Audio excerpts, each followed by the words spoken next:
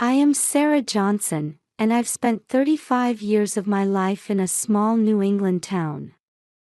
Married for 7 years, I work at Sweet Memories, the bakery that my husband John's family has run for generations.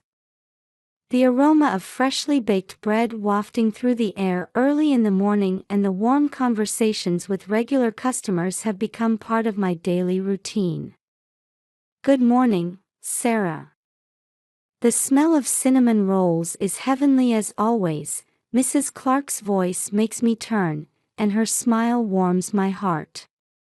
The kindness of the people living in this town has become my emotional support, especially during the days when I struggle with infertility. We started trying for a baby in our 2nd year of marriage, but we haven't been blessed yet. Tests revealed that due to my physical condition, getting pregnant would be difficult. My husband John says, as long as we're happy together, that's all that matters, but I can't shake off the guilt of not being able to produce an heir for the long-standing family bakery. The only one who knows about this struggle is my sister-in-law, Lisa. We've known each other since high school, and she's always looked down on me since I entered on a scholarship, coming from a less affluent background. Surprisingly, she ended up marrying my brother Tom. Sarah, you're really useless, aren't you? You can't even give birth to an heir. Lisa's words still ring in my ears. She boasts about having given birth to her son Jason and continues to look down on me. On the other hand, my brother Tom has found success as a businessman working for an international company. However, the price he pays for this success is limited time with his family. With frequent long overseas business trips, his relationship with his wife and child seems to be growing distant. Sarah, Tom's going on another business trip.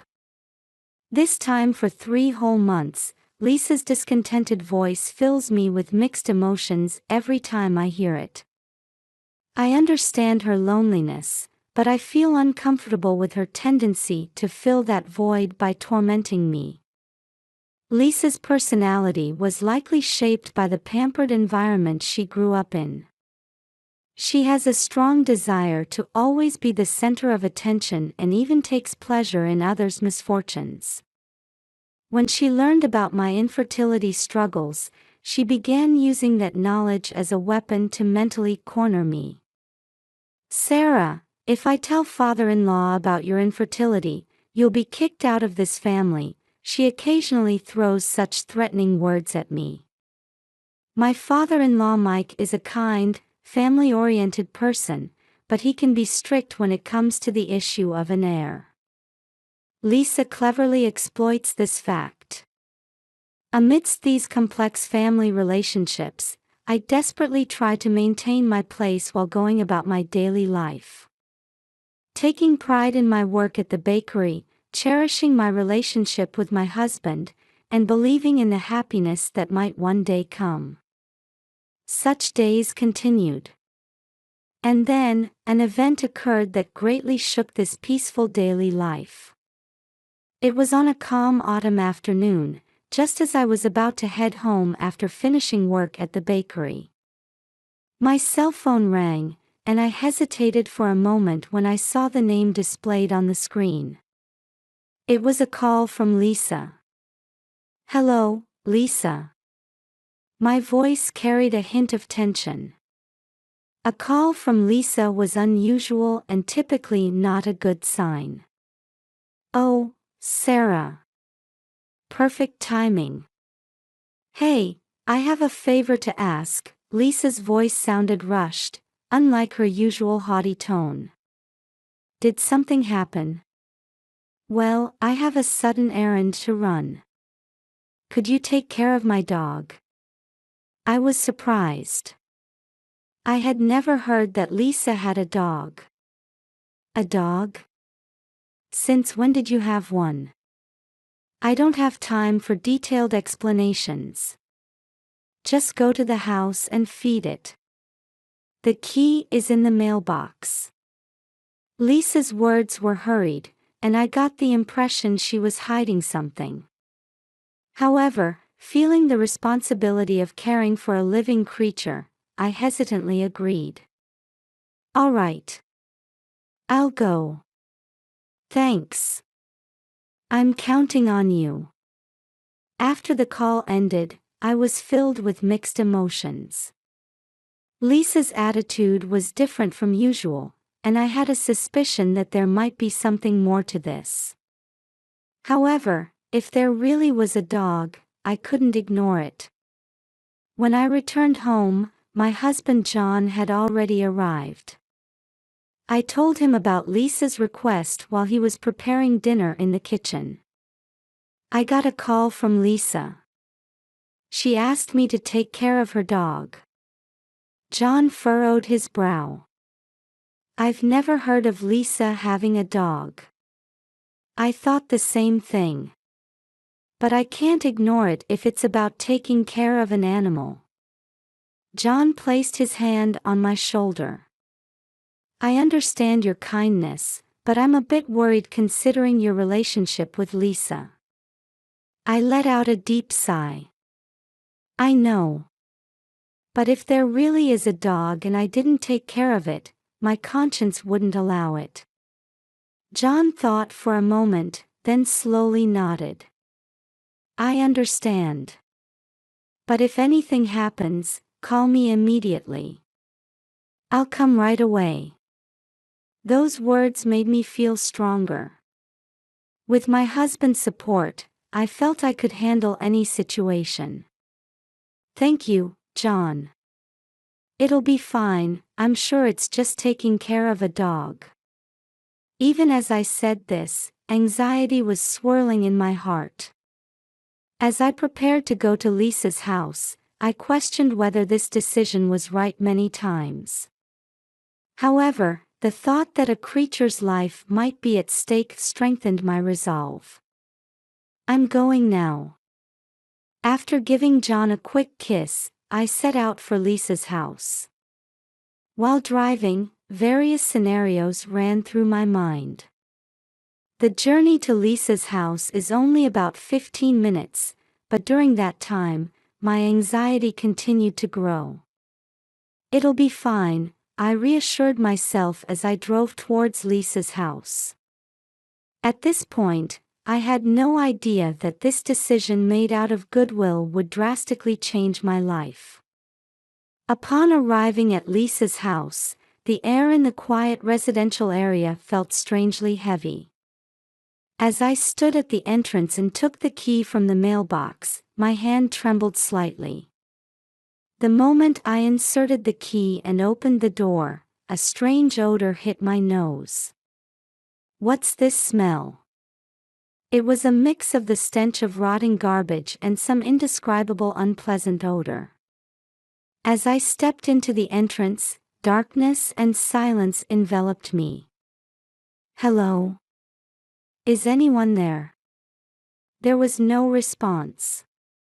As I cautiously moved down the hallway, I saw scattered clothes and trash on the floor. There were marks on the walls as if something had rubbed against them, and furniture was arranged haphazardly. This scene was completely at odds with the meticulous personality I knew Lisa to have. When I stepped into the living room, what met my eyes was a scene beyond imagination. Jason. In the dimly lit corner of the room, a small figure was huddled. As I rushed over, I found Jason lying there, emaciated and wearing dirty clothes. His eyes were vacant, and I could see he was barely breathing. Jason, are you okay? Can you hear me? It's Auntie. I desperately called out to him, but Jason barely responded. His body was skinny, his hair was tangled, and his clothes were dirty. And beside him, this is. Empty milk bottles and jars of spoiled baby food were scattered around. These were traces of meals unsuitable for a 5-year-old child. What surprised me even more was the envelope placed next to them. With trembling hands, I opened the envelope and found several photographs inside. They showed Lisa in intimate poses with an unknown man. A hotel receipt was also enclosed. Could it be Lisa? Faced with evidence of an affair, I was at a loss for words. However, this was not the time for that. Seeing Jason struggling to breathe in front of me, I came to my senses. It's okay, Jason. Auntie will help you. I picked Jason up. His body was surprisingly light, and I could feel his bones protruding. There was no time to hesitate. I had to take him to the hospital immediately. As I put him in the car, Jason let out a small moan. That sound tightened my heart. It's all right now. Auntie is here with you. As I said this, I strengthened my resolve. I can't ignore this. Even if Lisa becomes furious, I will protect Jason. With this vow in my heart, I drove towards the hospital. When we arrived at the hospital's emergency room, the medical staff immediately took Jason to the treatment room. I waited in the waiting area, feeling overwhelmed with anxiety and impatience for the diagnosis results. Mrs. Johnson. After about an hour, a middle-aged doctor in a white coat approached me. Yes, that's me. How is Jason's condition? The doctor began explaining with a serious expression. Jason's condition is extremely critical. In addition to severe dehydration and malnutrition, we can see bruises all over his body. Moreover, there are significant signs of long-term psychological stress. Hearing these words, I was at a loss for words. The situation was more serious than I had imagined, and my chest tightened. What's the outlook for his treatment? The next few days will be crucial. He needs 24-hour observation in the intensive care unit. To be honest, recovery will take time. As I listened to the doctor's words, anger and sadness welled up inside me. How could this happen? By the way, are you his guardian? I hesitated for a moment at the doctor's question. No, I'm his aunt. I'm trying to contact his parents, but... As I said this, I decided to call Lisa. With trembling fingers, I dialed the number, and after a while, the call connected. Hello, Lisa. Oh, Sarah. How was taking care of the dog? Lisa's voice had returned to its usual arrogance. I took a deep breath, trying to calmly explain the situation. Lisa, listen.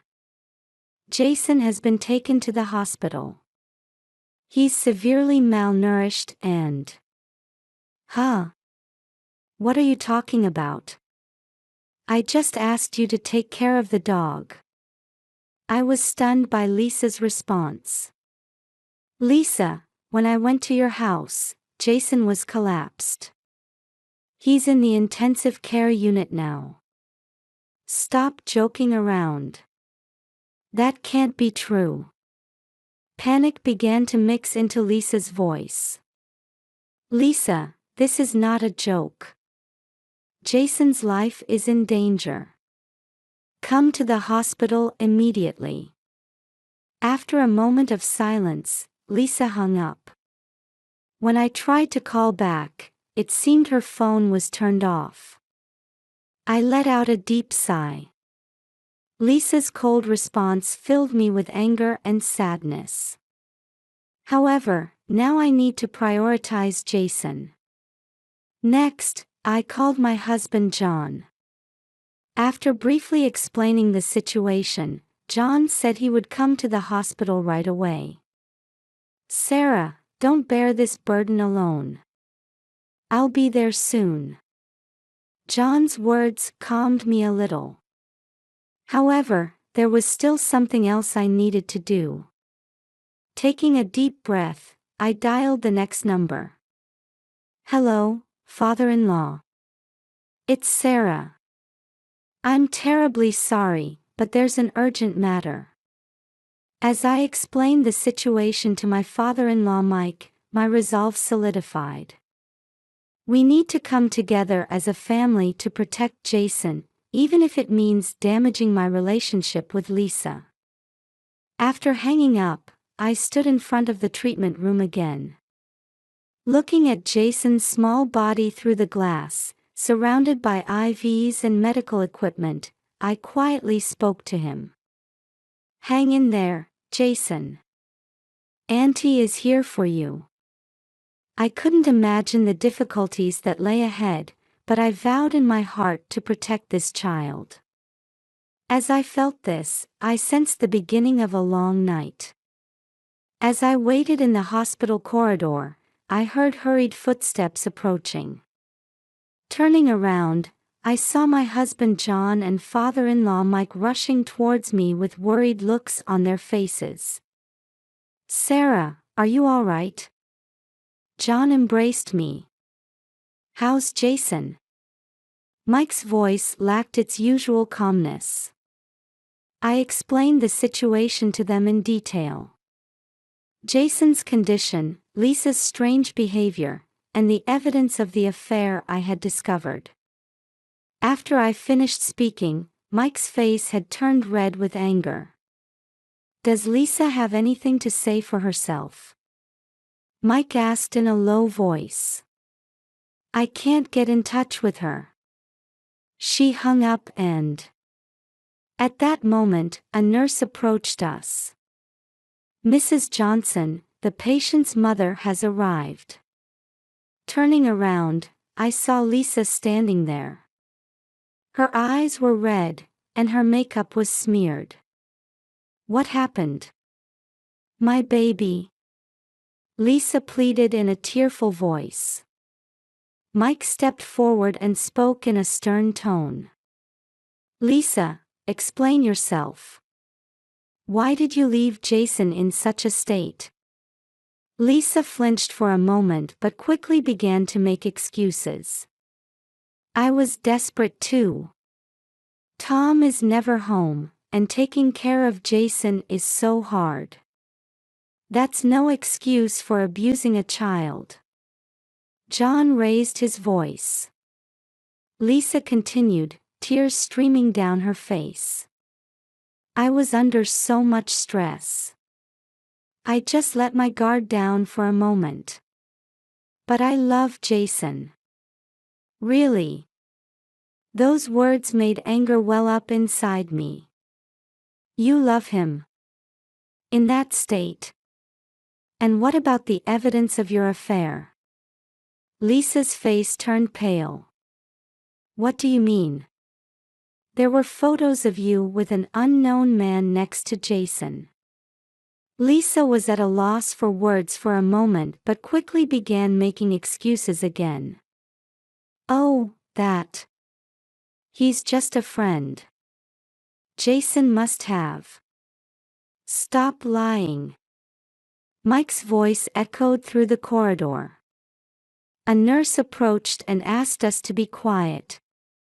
After that, we moved to a small conference room in the hospital to hold a family meeting. Mike opened his mouth. First, we need to contact Tom. John nodded and took out his smartphone. It'll be an international call, but I'll make it right now. While we were trying to contact Tom, we discussed how to proceed from here. We agreed that Jason's treatment and recovery were the top priorities, that legal action might be necessary against Lisa, and how we as a family would overcome this crisis. During the discussion, Lisa sat silently. Her expression seemed to be a mix of fear and regret. It was 30 minutes later when we finally got in touch with Tom. After hearing the situation, Tom promised to arrange his return immediately. As this long day drew to a close, we were all exhausted, but one thing was clear in our resolve: to protect Jason and restore our family bonds. That would become our mission from now on. Tom returned to the country 3 days after Jason was hospitalized. He rushed to the hospital looking tired and stood by Jason's bedside. How did it come to this? Tom's voice was filled with deep sadness and self-reproach. We gathered in the conference room again and explained the course of events in detail. Tom listened silently, but his expression gradually changed to anger. Lisa, explain yourself. Why did you put Jason through this? Tom's voice was low, filled with suppressed anger. Lisa began to speak through her tears. I didn't mean for this to happen. But you're always work. You never understand how I feel. That's no excuse for abusing a child. Tom raised his voice. And what about those photos? Lisa fell silent for a moment, then answered in a small voice. That person is a colleague from work. Just a friend. Stop lying. Mike shouted. There was even a hotel receipt. Lisa's shoulders slumped, and she finally admitted the truth. I'm sorry. I was lonely. But it was really just a momentary mistake. Tom let out a deep sigh and held his head in his hands. Why did Jason have the photos? Lisa answered in a trembling voice. Jason. I found him rummaging through my bag. I yelled at him. Then he ran away with the photos. At that moment, we all understood the same thing. Jason had become the target of abuse because he discovered his mother's secret. As silence dominated the room, I gathered my courage to speak. I think we should focus on Jason's recovery and rebuilding our family rather than assigning blame right now. John squeezed my hand, showing his support. Sarah's right. Let's put Jason first. Mike slowly nodded as well. You're right. We'll think about legal issues later. For now, let's focus on Jason's treatment. After a long silence, Tom quietly began to speak. Thank you, everyone. Especially you, Sarah.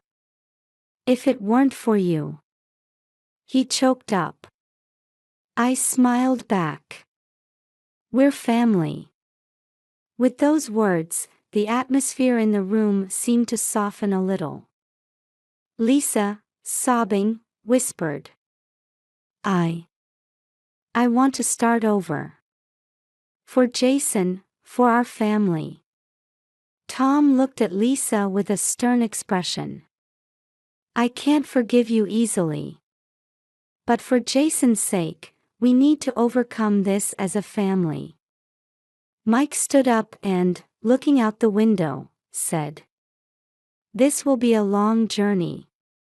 But with family bonds, we can surely overcome it. We all quietly nodded at those words. Overcoming this ordeal and becoming a stronger family. And above all, restoring a happy childhood to Jason. This became our new mission. As we left the conference room, John put his arm around my shoulders. Sarah, your courage and love have saved this family. I couldn't hold back my tears at those words. The road ahead won't be easy. But with our family bonds, I'm sure we can overcome it.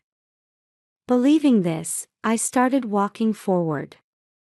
Several days after the family meeting, we were faced with a crucial decision.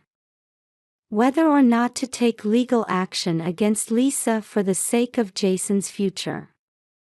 In the hospital corridor, Tom approached me. "Sarah, I want to hear your opinion. Do you think we should press charges against Lisa?" I took a deep breath and chose my words carefully. "Tom, to be honest, I'm torn. What Lisa did is unforgivable.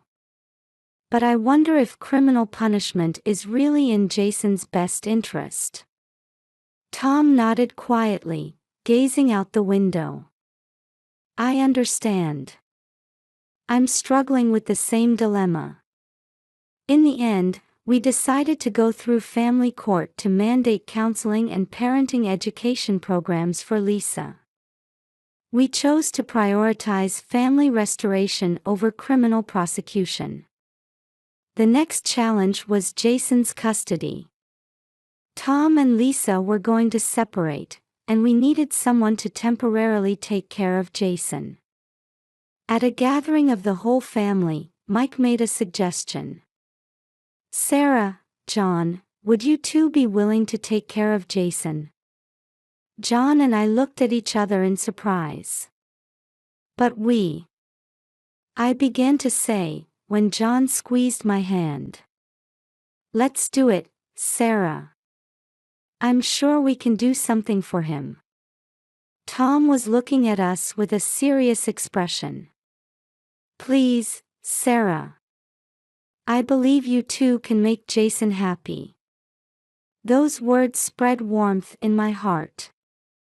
So this is what family means. All right. We'll do our best to take care of Jason. A few weeks after that decision, Jason moved into our home.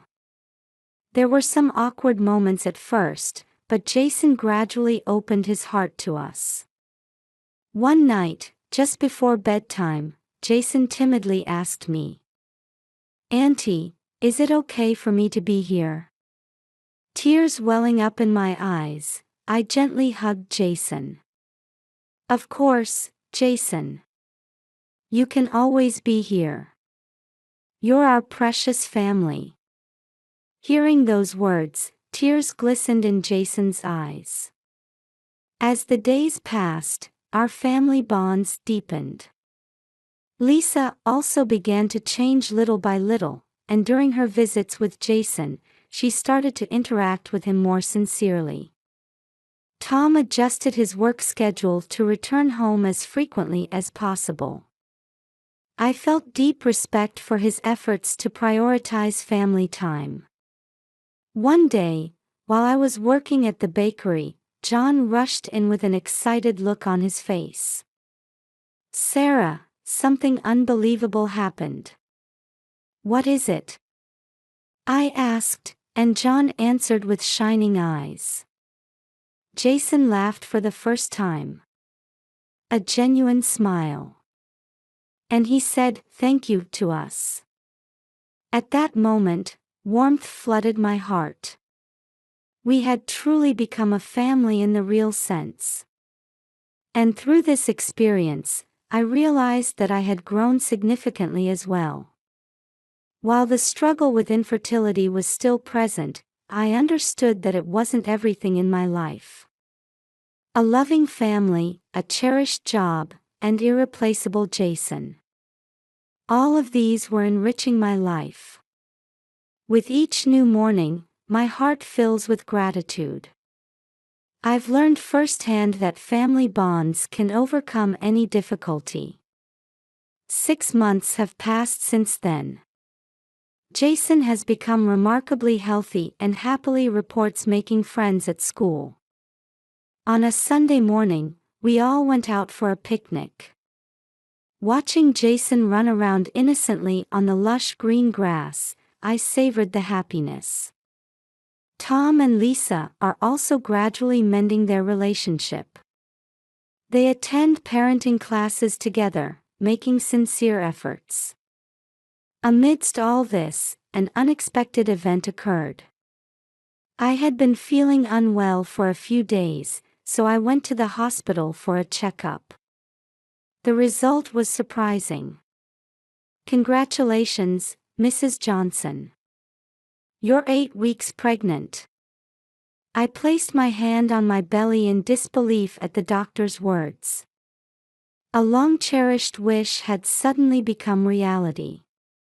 When I returned home and told John, he was so overjoyed that he hugged me and spun me around. "Sarah, really? Oh, how wonderful." That night, as I lay in bed, I quietly shed tears. Tears of joy and gratitude. Perhaps by saving Jason, we saved ourselves too. The importance of family love, the value of bonds, and the significance of maintaining hope. We learned all of these. Tomorrow, a new life begins again. There will surely be challenges. But I'm certain we can overcome them. I believe we can move forward, step by step, together with our beloved family. The morning sunlight streaming through the window seemed to promise a future filled with hope.